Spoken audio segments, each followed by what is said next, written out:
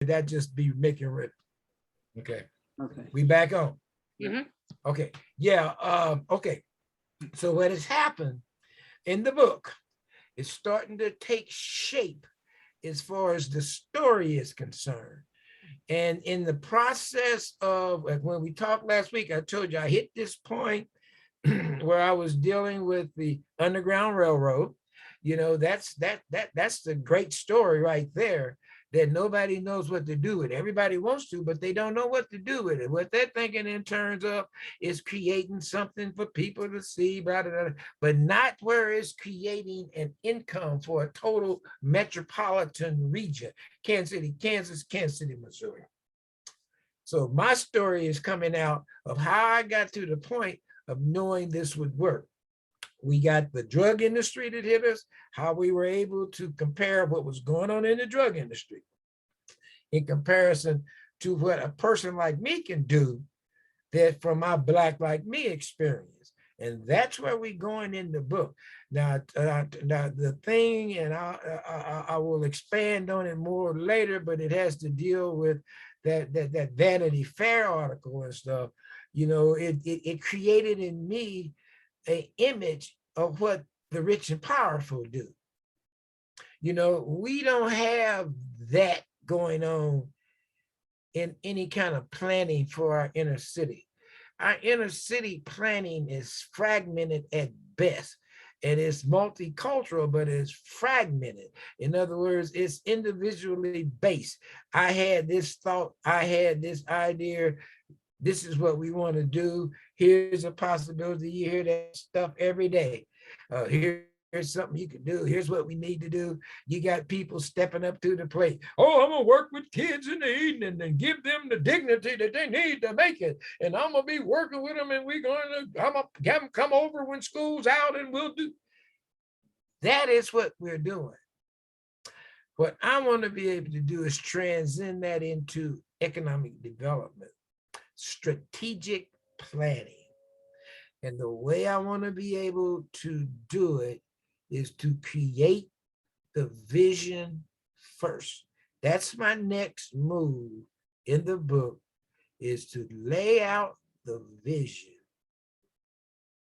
of how this economic development package can be designed. You two play coy all you want, but I'm telling you, it's going to take all of us to make this work.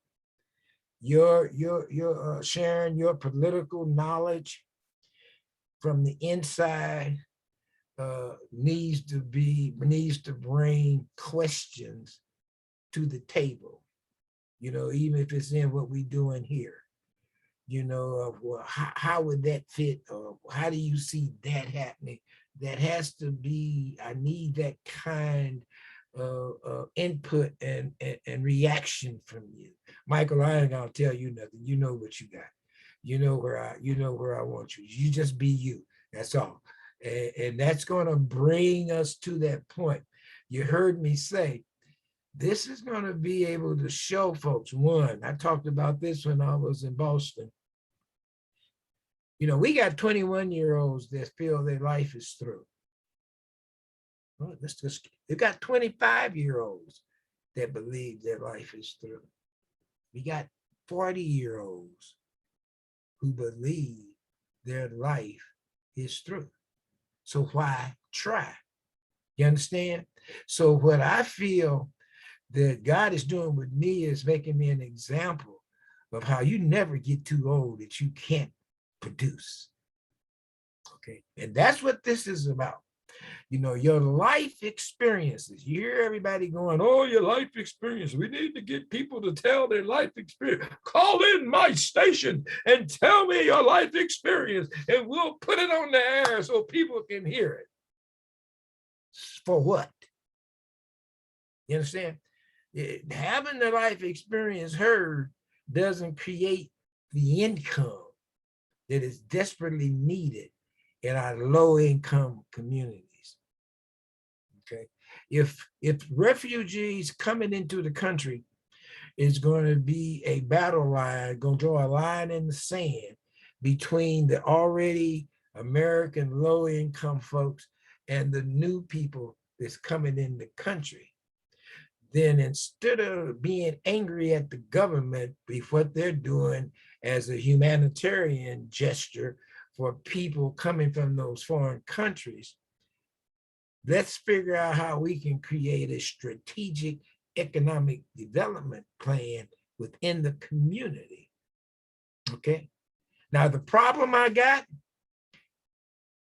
gotta stop sharing what I'm doing because I have shared it with key people just to get a feel for how they would react or feel about it. Now, my city has gone out and worked with some group that's creating a bank. Listen to the word, creating a bank for the unbanked. And getting ready to build townhouses, businesses. It's on the table in Kansas City, Kansas. Now, this group that they put together, we have no idea who they are.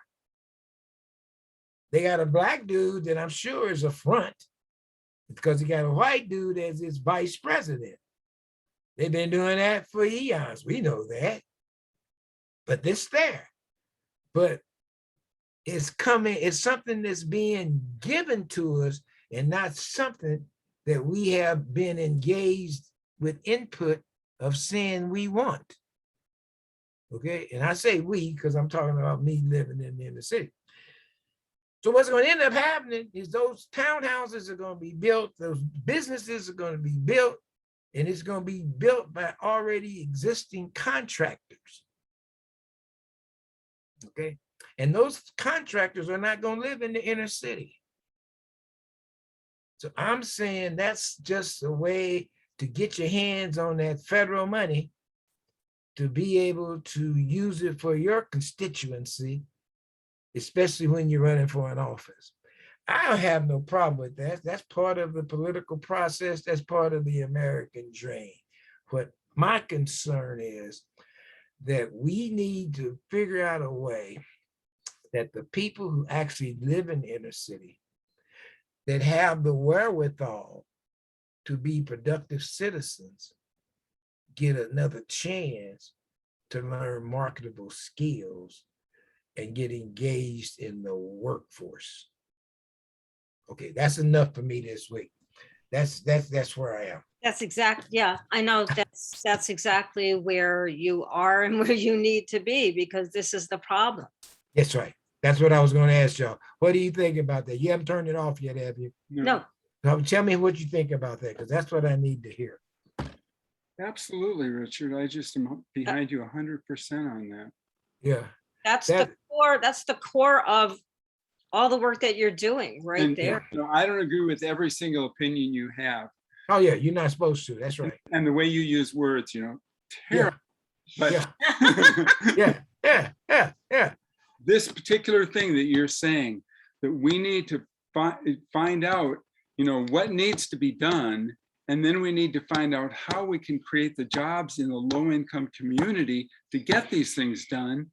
Right. That needs to happen. I just okay. Well, now listen. I'm glad you brought up that part about the words and stuff. let me tell you. Because what you're hearing me doing is explaining to you the logic behind the people who I'm talking about, what they're doing. Not what we're doing. I dealt with a guy in Boston that went up there with us from Kansas City about the tooting your horn. And he sat down there with me. I mean, he was so animate about the fact that his father had told him when he was growing up. I said, well, where did this come from? Where did this rule come from? You know, of course, I told her about me and your conversation, and I told her about the guy turning me on to the book. And I said, so where did this come from? Who made that decision that that's what it was going to be? And he was going, I don't know. My father told me that when I was growing up. And you know, I've been that way all my life, regardless of what anybody says. I don't care if they come into me when I've had my business and they come in there talking about it. He said, my father made me know it's better that you let them know that you need them over talking about employer, that you need them to make it in your life, then they need you. And that's what a person tooting his own horn is going to be doing, going in there telling them, you need me. I can do this and do wonders for you. Now, he's talking about what happens in real life. My thing is, where does one particular individual get to the point that they feel they have a right, if in fact this is what this person culturally believes, and that's what I'm saying. I said culturally, I didn't say that's how it's supposed to be.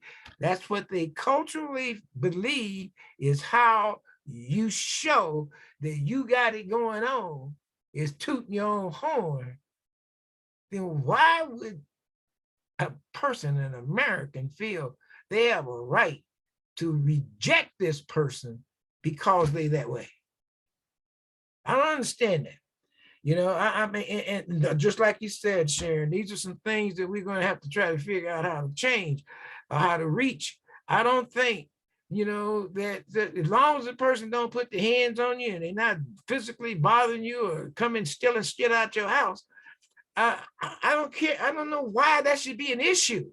I mean, if they do get out there and try to perform and fail, so be it. Bye. But you never know how that person having that chance might flip that person into being one of the greatest employees you ever had in your life. It happens with athletes. One of the greatest athletes they'd ever had. They would have never dreamed this person could be that way. Okay, so that's why I say what I say. Now, let me tell you, when Bruce was here, she put one of them things on my TV. You know, nowadays they're getting away from cable, you know, that $400 or $500 a month payment that they got. And they going with some little thing you can put on the television, you know, for $30 or whatever. And you can get free stations 24 hours. And so she was here. I got her a new TV because she didn't have a smart TV. So I got her one, and she laid back there in the room for the whole weekend, just watching these movies, catching up. I said, look at you, man. She watched this thing. They got the whole series. You go there and look at the whole series. And man, she looking at it, calling the girlfriends, and they heard about it. They getting on there, looking at it. So she put it on there. So I started looking around at it since she's been gone. And I noticed that a lot of these stations have Black movies. So I went in and I started watching one of them. It is the worst movies I ever seen in my life. The language is, mine would be considered first class, the way I'll be talking in comparison to how the people are in these movies. And it took me a whole day. I think Saturday, when I got back from there from Boston, I spent Saturday here. I didn't do nothing, eat, sleep, and watch these movies. And it dawned on me about halfway through the day that these movies are the same movies, or the same people acting the same way that I've been talking about I experienced out here in the community. I mean, man at one end of the table with a gun in his house, in his hand, wife at the other end of the table with a gun in her hand, talking about shoot me, MF. No, MF, you shoot me. The kids crying, the kids in the house. I've seen it. Drugs, prostitution, what do you call it? Immoral relationships. I mean, all of that is in these movies. Nigga, so much is unreal how much they talk about it. But they sound and talk exactly like the people on the streets. And evidently somebody's making buku money off of that. That's why I said I wouldn't be surprised if my boy Free Ray Ricky is investing money into that industry. And he's getting these movies done by big time white folks because that's who owns the networks. It's unreal. I mean, unbelievable the depths that these movies are going to, that people are enjoying. The people are enjoying. How would So, you, what would you like to turn on and watch? What kind of movies? What kind of content? What would you? well, you know, I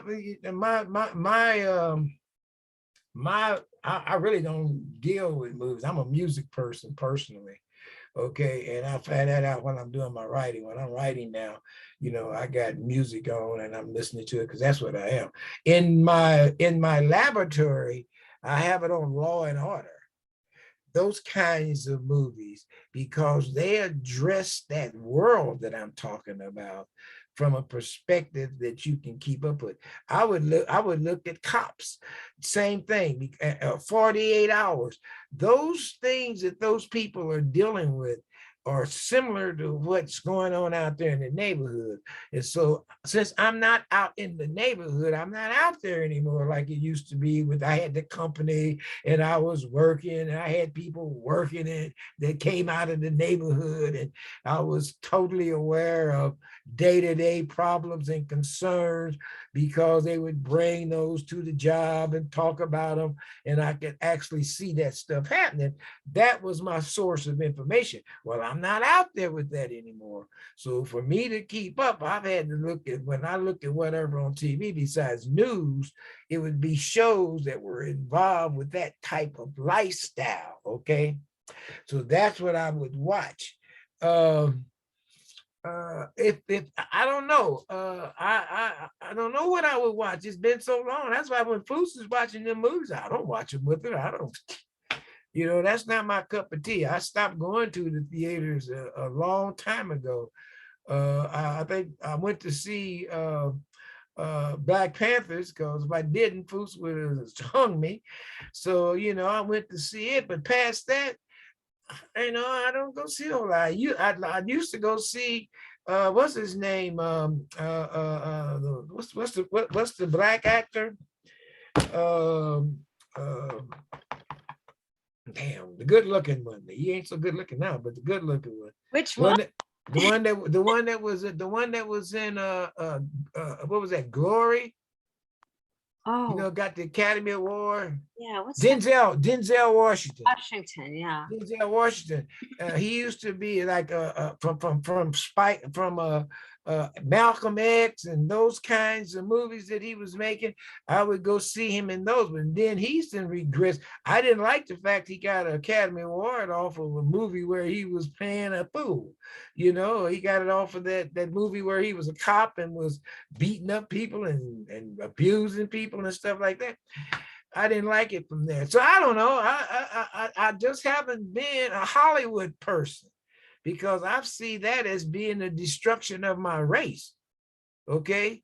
I'm not. I just haven't been. I'm more of a live person. I would go to a theater and see something live or something. So I really haven't been that much of a movie person. That's a good question. That's the kind of question I want you asking. That was a good question because it made me think about that. And when I do look at stuff on TV, it has more to do with my theme in life, you know, without me actually being into it, how much of that compares to what's actually going on in life, which is what threw me about these new movies I'm looking at, man, because I didn't realize that that's what people are sitting at home watching. That's just furthering that immoral lifestyle.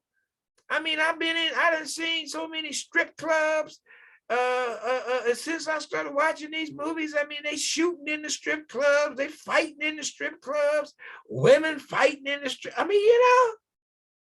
And then you turn around and you listen to what you're hearing on the news as far as what's going on in life. That's where it's coming from. Them black guys down there in Miami that ran around at that party and shot 20 people in 3-4 seconds with them automatic weapons. That's where it's coming from. Now, I'm not, you know, this is capitalist, this is capital, this is a capital, we live in a capitalistic society. That is a capitalistic venture.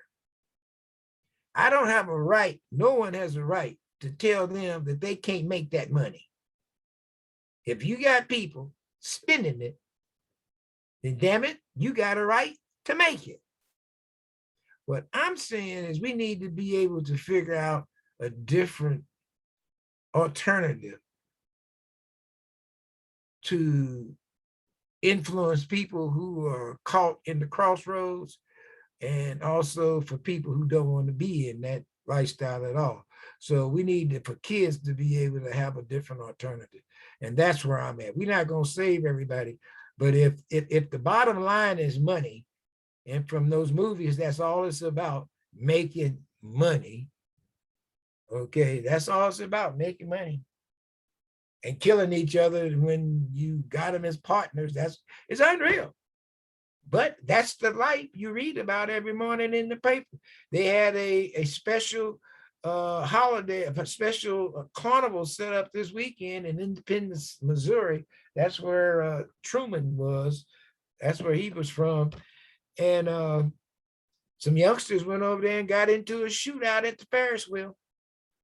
A couple of them got shot. The rest, a lot of them got shot. Only one died. But I mean, and all they kept saying on the news, oh, it was just teenagers.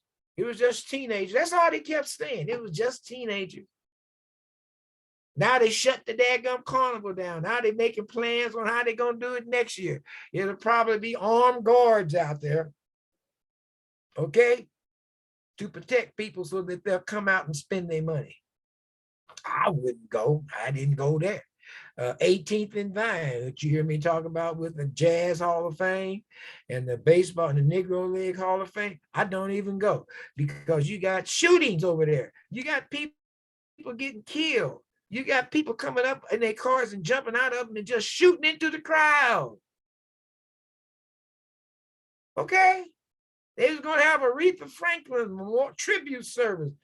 And I know when Foose came in town and was going, I want to go see that, Richard. Ain't no way I'm going.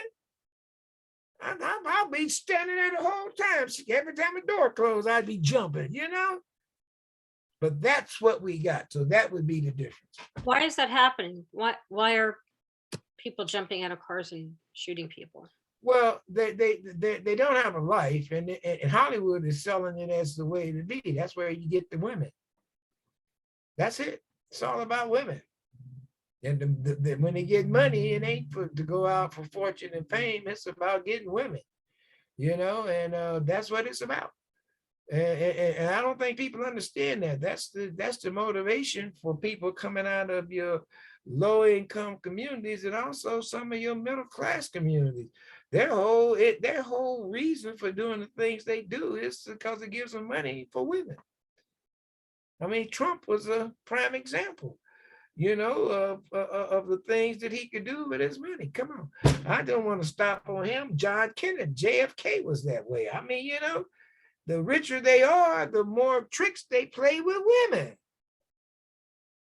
So it makes you wonder. I mean, you know, we have a whole nature of human behavior that, because we don't want to look at it, we haven't taken the time to explore it. Okay. Now, one other thing I added to the book that I got is on coming from behind my guy. In the streets, drug dealers used Joseph Kennedy as an example of how the Kennedys were able to go from nothing to something because of him selling illegal alcohol. Okay, but because that is such a rumored story, they came in with a new one now. They had a piece in there that said that they said it was more rumored than fact, but actually how he made his money was after he sold the liquor, he made some unbelievable investments that caused them to get their riches. And that's really good knowledge to add to my guy who made all that money, because the one thing that they don't know when they make that money is investment. How do you invested? How do you work in concert with other people? You put up 50,000, they put up 50,000, and blah, blah, blah, blah, blah. And you got this money that you can create to create a string of coffee shops. You understand what I'm saying? That's an area that has not reached that level of understanding. So in the work that I'm going to do, just like having this conversation with you two, that'll be a factor in whatever it is that I produce or what you can do with the money that you're able to make. It's not just that you make it and you go sit in the house somewhere and, you know, drink fine wine and wear $290 Michael Jordan tennis shoes. Okay, Richard, I think we need to get off here. Okay, all right, all right.